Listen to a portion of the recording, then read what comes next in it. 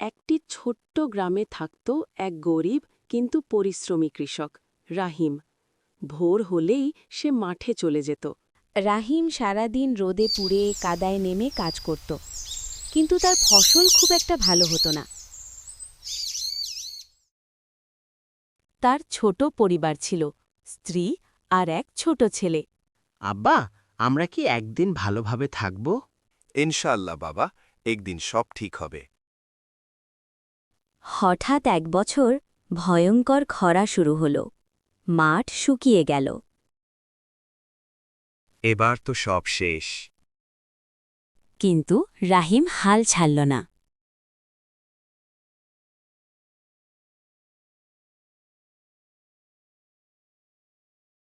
আমি চেষ্টা করব, শেষ পর্যন্ত লড়ব।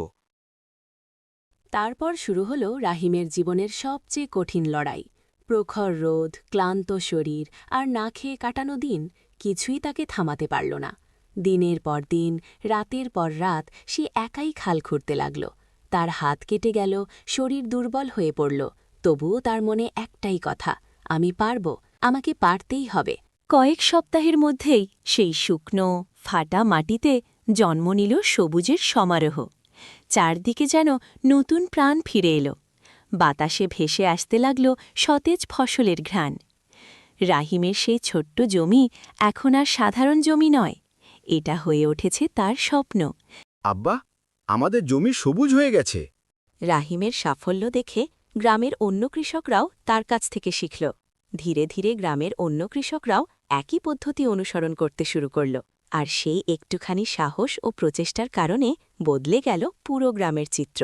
সময় বদলাতে বেশি দেরি হল না। রাহিমের ঘরে ফিরল সুখ আর স্বস্তি। তার পরিবারে আর অভাব নেই, আছে শুধু হাসি আর শান্তি। যে মানুষটা একসময় হতাশায় ডুবেছিল, আজ সে পুরো গ্রামের অনুপ্রেরণা হয়ে উঠেছে।